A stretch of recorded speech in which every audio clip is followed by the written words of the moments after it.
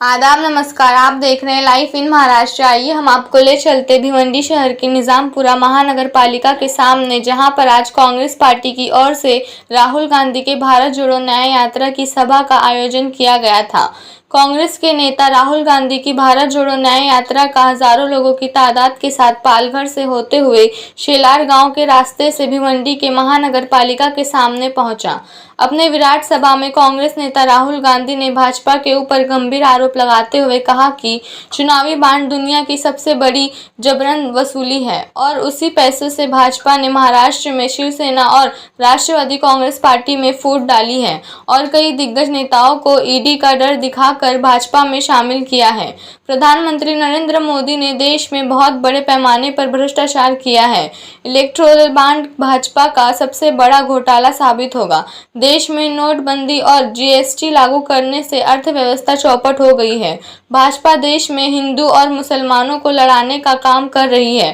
कांग्रेस के नेता राहुल गांधी ने नरेंद्र मोदी पर आरोप लगाते हुए कहा, ईडी, सीबीआई, इलेक्टोरल बांड के पैसों से भाजपा ने सभी जांच एजेंसियों को अपने अधीन कर रखा है।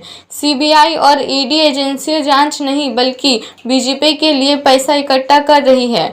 उन्होंने ये भी दृढ़ विश्वास व्यक्त करते हुए कहा कि देश की जनता इस लुटेरी भाजपा को लोकसभा चुनाव में सबक सिखाएगी। इस यात्रा के दौरान कांग्रेस के नेता राहुल गांधी ने आवाम के सामने ये विश्वास दिलाया कि हमारी सरकार आई तो गरीबों का कर्ज माफ होगा, किसानों को एमएसपी मिलेगी और पावर लूम उद्योग सहित छोटे लघु उद्योग धंधों का बढ़ावा दिया जाएगा। ऐसे आश्वासन आम जनता के सामने कांग्रेस के नेता राहुल गांधी ने दिया। आगे देखिए क्या कहा हमारे प्रसार माध्यम से कैमरामैन रेहान के साथ मुश्ताक हाशमी की एक विशेष रिपोर्ट। आपके आसपास के क्षेत्र के सभी समाचारों को अपने मोबाइल पर देखने के लिए हमारे चैनल लाइव इन महाराष्ट्र को लाइक और सब्सक्राइब करें।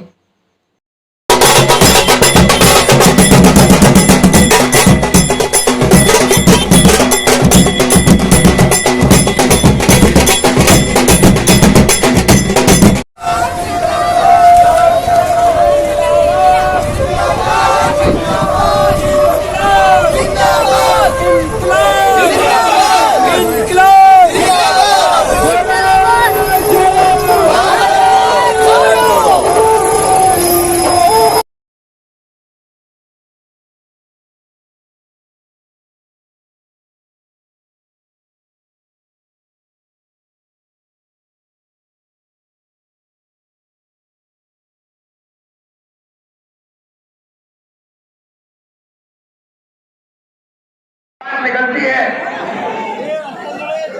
कि इलेक्टोरल बॉन्ड्स में हजारों करोड़ रुपए हिंदुस्तान के बड़े बड़े कॉर्पोरेट्स ने बीजेपी को, नरेंद्र मोदी जी को दिए। हजारों करोड़ रुपए। जो भी कॉन्ट्रैक्ट हिंदुस्तान की सरकार देती है, जिस भी कंपनी को देती है, उसका इलेक्ट्रॉनिक बॉन्ड के माध्यम से रिश्वत वो कंपनी बीजेपी को देती है। हजारों करोड़ रुपए कंपनियों पर दबाव डालकर, सीबीआई इंक्वायरी कराकर, ईडी की इंक्वायरी कराकर, इनकम टैक्स का दबाव डालकर उनसे पैसा एक्सपोर्ट करा जाता है। हजारों करोड़ रुपए, हजारों करोड़ रुपए बीजेपी ने हिंदुस्तान के बड़े बड़े अरबपतियों से लिया। भाइयों बहनों, देश में पिछड़े वर्ग के कितने लोग हैं? देश में पिछड़े वर्ग के कितने लोग हैं? कोई जानता नहीं। 20% नहीं है भाई, फिर से बोलो, 20 नहीं है, 30 भी नहीं है, 40 भी नहीं है, 50%। आदिवासी कितने हैं? 8%। दलित कितने? 15%। माइनॉरिटी कितने? 15%। 50 में 15 जोड़ो कितना होता है?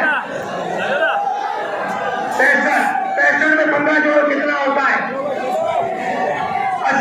पांच जोड़ो कितना होता है? 88। आपकी आबादी 88% है, उसमें 5 जनरल कास्ट के गरीब लोग जोड़ दो। मुझे बताओ इस देश में आपकी भागीदारी कहां है?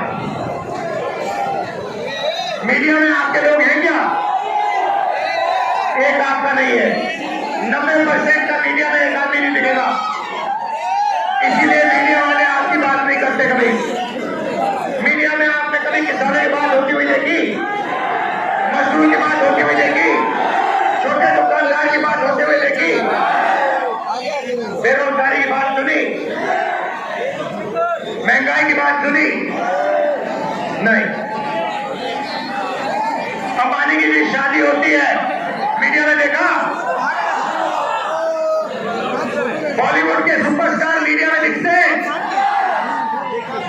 मोदी जी समुद्र के नीचे जाते हैं, मीडिया में दिखता है? मोदी जी कहते हैं थाली बजाओ, मीडिया में दिखता है? मोदी जी कहते हैं सेलफोन की लाइट जलाओ, दिखता है? क्यों? क्योंकि आपके तो वहां कोई है ही नहीं, मीडिया में आपका कोई नहीं। हिंदुस्तान की 200 सबसे बड़ी कंपनियों की लिस्ट निकालो, मालिकों की लिस्ट निकालो, उसमें 90% का कोई नहीं। मुझे नाम दे दो पिछड़े वर्ग का, दलित का, आदिवासी का, एक नाम दे दो जो हिंदुस्तान की सबसे बड़ी 200 कंपनी का मालिक है। मुझे नाम दे दो, कोई है नहीं। सरकार की बात करें, 90 लोग हिंदुस्तान की सरकार चलाते हैं, पूरा का पूरा बजट को बांटते हैं। उनमें से बता दो, 90 में से बता दो पिछड़े वर्ग के कितने, ओबीसी कितने? 3। 100 रुपए अगर हिंदुस्तान की सरकार खर्च करती है, ओबीसी वर्ग के अफसर 5 रुपए का निर्णय लेते हैं। दलित 3 100 रुपए खर्च होते हैं, दलित अफसर 1 रुपए का निर्णय लेता है 100 रुपए में से। और आदिवासी 100 रुपए खर्च होते हैं तो 10 पैसे का निर्णय लेता है। प्राइवेट अस्पतालों के मालिक की लिस्ट निकालो, वहां 90% का कोई नहीं। प्राइवेट स्कूल कॉलेज की लिस्ट निकालो, वहां 90% का कोई नहीं। तो आप लोग हो कहां? आप लोग मजदूरी करते हो। ये जो फ्लाईओवर बनाए ना, ये 90% ने बनाया है। ये जो सड़क बनी है, ये 90% ने बनाया है।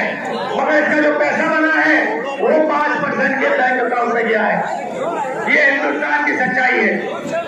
इसलिए हमने न्याय शब्द भारत छोड़ो यात्रा में लगा दिया।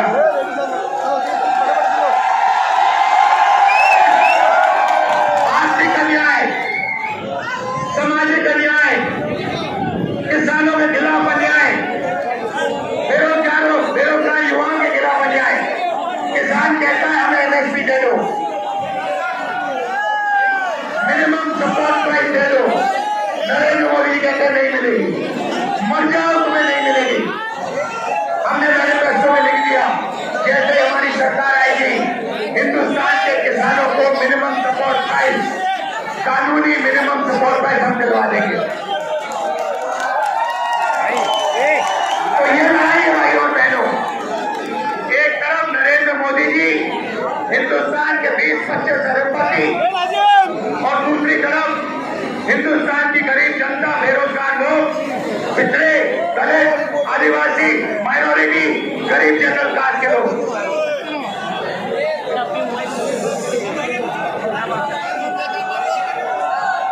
यहाँ पे उपकरणों की आबादी है।